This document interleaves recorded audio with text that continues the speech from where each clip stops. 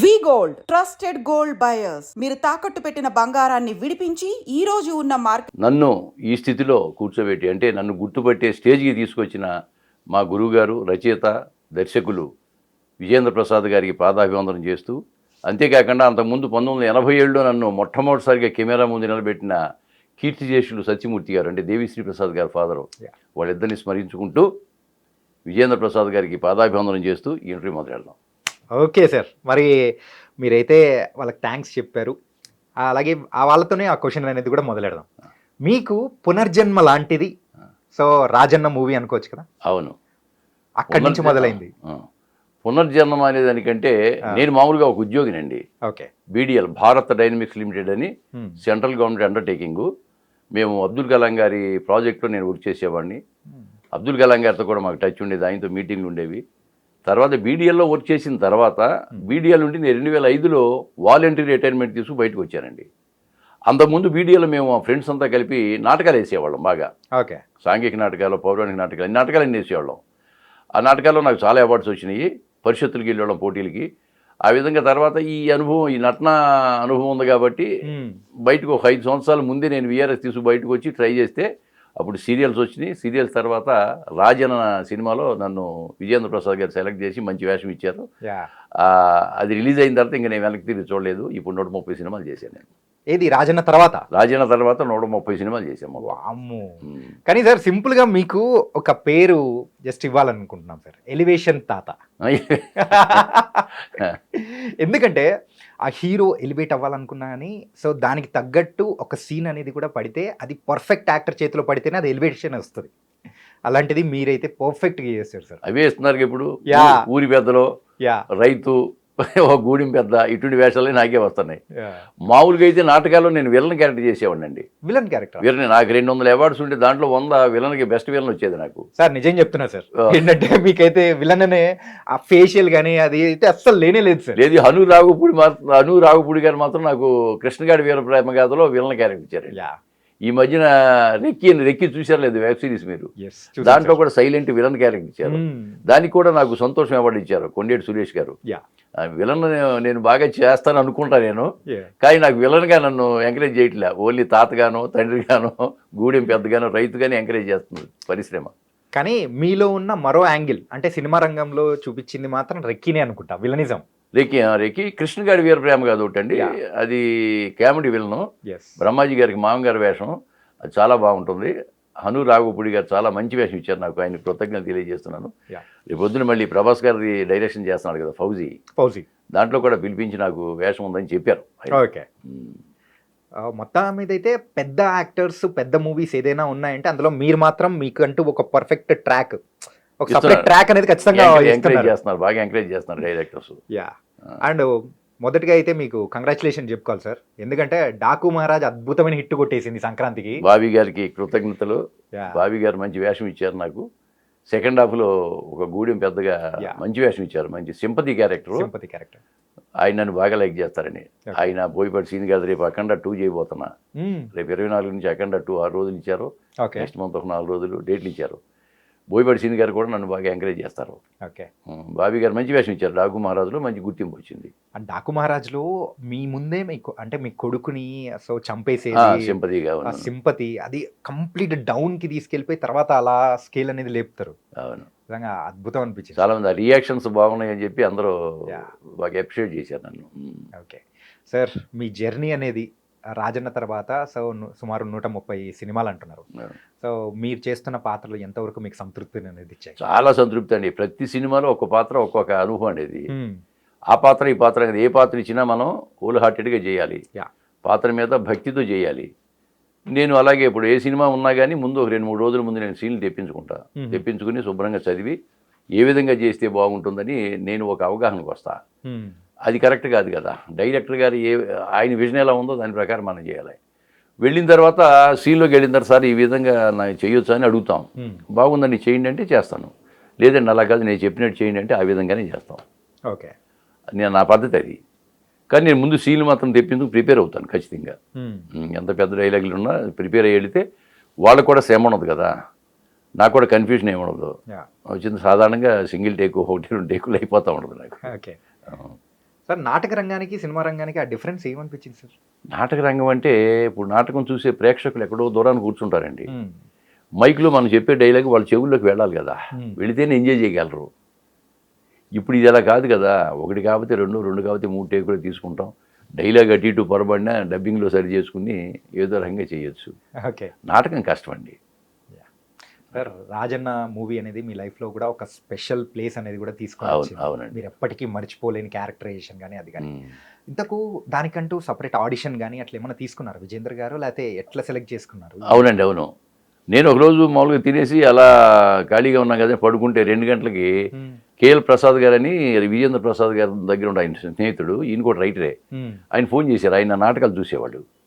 ఆయన ఫోన్ చేసి, గాంధీ గారు ఏం చేస్తానంటే, తిన్నానండి పడుకున్నానండి అన్నా. నేను లేదు లేదు పడుకోవటం కాదు, మీరు వెంటనే లేచి అన్నపూర్ణ స్టూడియో వేయండి అన్నాడు.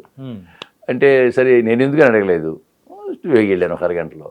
వెళ్ళగానే అక్కడ విజేంద్ర ప్రసాద్ గారు, ఆదుర్తి రవి గారని, ఆదుర్తి సుబ్బారావు గారు తమ్ముడు గారు అబ్బాయి, కో డైరెక్టరు ఆయన, చైతన్య అని ఇంకో రైటరు, ఈ తర్వాత కేఎల్ ప్రసాద్ గారు అందరూ కూర్చున్నారు. విజేంద్ర ప్రసాద్ గారు ఉన్నారు. నమస్తే సార్ అన్న, ఈయన సమ్మిడ్ గాంధీ నా స్టేజ్ ఆర్టిస్టు అని చెప్పి, ఆయన ఆ క్యారెక్టర్కి స్టేజ్ ఆర్టిస్ట్ని తెలుగు వాళ్ళు కావాలని చూస్తున్నాడు ఆయన, విజేంద్ర ప్రసాద్ గారు. అది పిఎల్ నారాయణ లాగా ఉండాలి, బక్కగా ఉంటే బాగుంటుంది, అది ఒక పిల్లని పెంచే ఇది కదా, కొంచెం పూర్గా ఉండాలి అని చెప్తే, నాకు కొంచెం అప్పుడు కొద్దిగా పొట్ట గిట్ట ఉండేది. నువ్వు ఎన్ని కిలోలు ఉంటావా అన్నాడు. 80 కిలో ఉంటా సార్. ఒక 5 కిలోలు తగ్గుతావా? 20 రోజులు అన్నాడు. తగ్గుతాను సార్ అని చెప్పా. ఆ విధంగా సరే నువ్వు వెళ్ళి 20 కిలో 5 కిలోలు తగ్గిరా 20 రోజులు అన్నాడు. అప్పుడు ఆల్మోస్ట్ తిండి మానేసా నేను, ఎందుకంటే వేషంగా మంచి వేషం కదా. వెళ్ళి చూస్తే అప్పుడు గడ్డం పెంచుకురామన్నారు. గడ్డం పెంచుకెళ్ళా. చూడగానే వెంటనే చైతన్య అన్నాడు, ప్యాంటు షర్ట్లో ఉండే సాంబయ్య వచ్చాడు మన దగ్గరికి అన్నాడు. అనగానే ఫిక్స్ అనుకున్నాను. ఓకే. అప్పుడు ఒక సీన్ ఇచ్చారు. ఆ సీన్ చదువుకుని చెప్పబోయే ఒక గంటలో ఓన్ చేసుకుని చెప్పమన్నాడు. అంటే వెళ్ళి చూసుకున్న 10 నిమిషాల్లో చెప్తాను సార్ అన్న. ఓన్ అయిందా డైలాగ్ చెప్పమన్నాడు, చెప్పేశాను. దాని తెలంగాణ స్లాంగ్ మార్చు చెప్పమన్నాడు, చెప్పాను. ఓకే నీ క్యారెక్టర్ ఓకే చేసామయ్యా, మిగతా విషయాలు నువ్వు మాట్లాడుకో అన్నాడు ఆయన. ఆ విధంగా నేను కొట్టం అక్టోబర్ 10th 2010 మనకు ఫస్ట్ నాకు కెమెరా ముందు నిలబెట్టినప్పుడు ఆ విధంగా మంచి క్యారెక్టర్ వచ్చింది. ఆ క్యారెక్టర్ మహానుభావుడు మా గురువుగారు విజయేంద్ర ప్రసాద్ గారికి రుణపడి ఉన్నాను. రుణపడి లేదు, ఇప్పటికీ నాకు బాగా టచ్లో ఉంటారు ఆయన. సార్, మీ ఫస్ట్ మూవీ అయితే 1987 87లో చైతన్యమని భానుచంద్రను, జయసుధ, సాగరిక వాళ్ళతో సత్యమూర్తి గారని ఆయన తోడల్డ్ గారు అడప మురళీమోహన్ రావు అని నాతో వర్క్ చేసేవారండి ఆయన. మీ ఇద్దరం కొలీగ్స్, ఫ్యామిలీ ఫ్రెండ్స్. ఓకే. నాకు ఈ నాటకాల్లో అనుభవం ఉంది కదా, ఆయన తీసుకెళ్ళి మద్రాసు తీసుకెళ్ళి వాళ్ళు పరిచయం చేసేవాడు తోడల్డ్ గారికి. ఆ తర్వాత ఆ తోడల్డ్ గారిని బాగా దగ్గర అయిపోయాడు నాకు. దేవిశ్రీ ప్రసాద్ అప్పుడు ఇంత కుర్రాడు ఓకే అప్పట్లో. అలాగూ చైతన్యలో నాకు ఆయన ఒక క్యారెక్టర్ ఇచ్చాడు. నాకు రాళ్ళపల్లి గారి కాంబినేషన్లో ఒక క్యారెక్టర్ ఇచ్చారు, చిన్న క్యారెక్టర్, డైలాగ్లో ఉన్న క్యారెక్టరే. ఆ తర్వాత ఈయన సినిమా పిచ్చి కదా, మామూలుగా 2 నెలలు 3 నెలలకి మద్రాసు వెళ్ళిపోతూ ఉండేవాడిని. నేను ఒకసారి కూర్చుని, పిల్లలు చదువుకుంటున్నారు, చిన్నపిల్లలు, వీళ్ళు చదువులు పాడైపోతాయేమో, మనం ఒక రకంగా చెడు మార్గంలో వెళ్తున్నానని భయపడి ఇక నేను ఆ జోలికి వెళ్ళలేదని, పోలేదు. సో మెయిన్గా పిల్లల కోసమే, పిల్లల కోసం మానేశాను, టోటల్గా మానేశాను. ఇంకా మానేసి 10 సంవత్సరాల పాటు పిల్లల చదువులు వాటి మీద కాన్సన్ట్రేట్ చేశాను. 3 ఇంజనీరింగ్ చేశాను. ఆ తర్వాత నేను వాలంటీర్మెంట్ బయటకు వచ్చాను అనమాట. వాళ్ళ పిల్లలు సెటిల్ అయిన తర్వాత బయటకు వచ్చాను మళ్ళీ. ఓకే.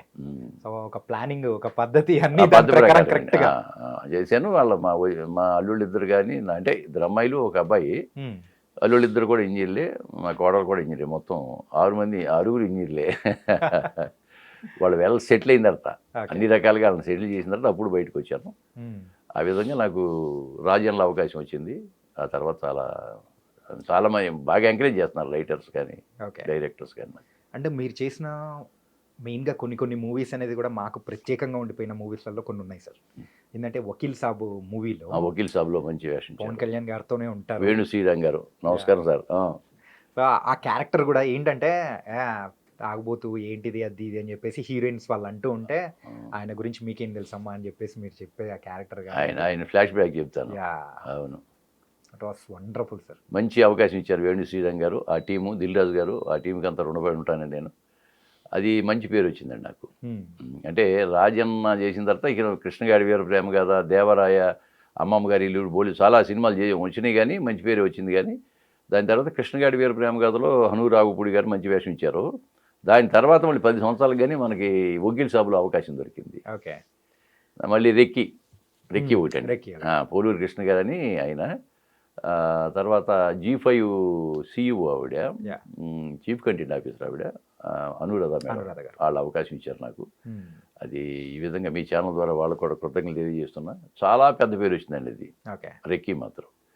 రెక్కీ 2 కూడా ఉందంటున్నారు, దాంట్లో కూడా నాదే ఇంపార్టెంట్ క్యారెక్టర్ అన్నారు. మరి 1లోనే మీరు అల్లాడిచ్చారు, ఇక 2లో బాగుందండి, బాగుంది, చాలా బాగుంది క్యారెక్టర్. ఆ క్యారెక్టర్ సృష్టి బాగుంది. నేను చేయటం కదా, నేను కాక ఎవరు చేసినా బాగుంటుంది, అది నేను అనుకుంటున్నా. అది నైస్ సార్. అంటే మీరు ఈ 130 మూవీస్లలో మీకు బాగా గుర్తుండిపోయిన మూవీస్ అంటే మీరు ఒకటి చెప్పారు. సో ఈ మూవీస్ కాకుండా ఇంకా ఏది మీకంటూ బాగా గుర్తుండిపోయిన? ఏముండదండి, రాజన్న తప్ప వేరే చెప్పినా ప్రేక్షకులు ఊరుకోరు. ఎందుకు? రాజన్న, వకీల్ సాబ్, యా, రెక్కీ, ఈ తప్పితే ఏం చెప్పినా కానీ ఏదో బ్లఫ్ చేస్తున్నట్టుగా ఫీల్ అవుతారు ఆడియన్స్. కాబట్టి వేరే చెప్పకూడదు. ఇంకా మిగతాన్ని మంచి మంచి వేషాలు ఇచ్చారు దర్శకులు, వాటిని ఏం తీసేయటలేదు. ప్రతి సినిమా మంచి మంచి సినిమా. మనకి చిన్న సినిమాలు అయితే చాలా ఉన్నాయి. ఇప్పుడు చేసినవి కూడా నేను 25 సినిమాలు రిలీజ్ ఉన్నాయండి. ఇప్పుడు 25 సినిమాలు ఉన్నాయండి రిలీజ్కి. ఈ చిన్న సినిమాలు రిలీజ్ ఆడటం అనేది కొంచెం కష్టంగా ఉంటుంది ఈ మధ్య. రేపు 24న హత్య అని ఒక రిలీజ్ అవుతుంది. హత్య మూవీ. దాంట్లో ఒక హెడ్ కానిస్టేబుల్, మంచి క్యారెక్టర్ అది కూడాను. వీడే మన వారసుడు అని ఈ మధ్య నేను కందుకూరులో చేశాను, ఒంగోలు దగ్గర కందుకూరు. దానిలో అది వీడే మన వారసుడు అనే cinema writer, director, producer, hero, lyric writer, singer అన్నీ ఒక అతనే. అతను చదువులేదు, తాపీ మేస్త్రి. అవునండి, అతనే హీరో. అతనే కథ రాసుకున్నాడు, అతనే పాటలు రాసింది అతనే. ఒక పాట, 3 పాటలు, ఒక పాట నా మీద మనవడి మీద ఉంటుంది. ఆ పాట రాసింది అతనే, పాడింది కూడా అతనే. 3 పాటలు అతనే రాశాడు, చదువులేదండి. అది భగవంతుడు ఇచ్చిన వరం అతను నిజంగాను. అది ఒకటి మనకు త్వరలోనే రిలీజ్ అవుతుందండి సినిమాది. చాలా బాగా తీశారు. దాంట్లో హీరో ఫాదర్ క్యారెక్టర్ నాది. చాలా మంచి క్యారెక్టర్ అది. అవార్డు పెడితే కనుక అవార్డు గ్యారెంటీ దానికి. అంత మంచి క్యారెక్టర్ చెప్తున్నాను కాన్ఫిడెంట్గా. ఈ మధ్య ఒకటి మనం వనం అని ఒక, అంటే పేరు ఖరారు కాలేదు, మనం వనం అని వర్కింగ్ టైటిల్ లాగా జనం మనం. మనం వనం అంటే పర్యావరణం మీద, అడవుల గురించి తీశారండి. దాంట్లో నేనే హీరో. అంటే మెయిన్ క్యారెక్టర్ నాదే, నా మీదే రాశారు మొత్తం టోటల్గా. అది అద్భుతమైనది. రాజ్ నరేంద్ర అని ఆయన, తర్వాత మల్లికార్జున రెడ్డి గారని ప్రొడ్యూసరు, డైరెక్టర్ గారేమో రాజ్ నరేంద్ర గారని. ఇక్కడ జగిత్యాల్లో ఒక 15 రోజులు చేశానండి. ఇది అయిపోయింది, సినిమా అయిపోయింది. అది ఒకటి కానీ రిలీజ్ అయితే మంచి పేరు వస్తుంది. అది పర్యావరణం మీద స్టేట్ గవర్నమెంట్, సెంట్రల్ గవర్నమెంట్ కూడా ఇన్వాల్వ్ చేస్తున్నారు. పొలిటికల్ ఇన్ఫ్లుయెన్స్ ఉంది వీళ్ళకి. చేసి అవార్డుకి పెడదాం అనుకుంటున్నారు. ఒకవేళ దానికి అవార్డు వచ్చే మళ్ళీ నాకు ఇంకొక అవార్డు తీసుకుంటానేమో అని ఆశగా ఉంది. వస్తుంది సార్, భాగవత్ కృప, చూద్దాం.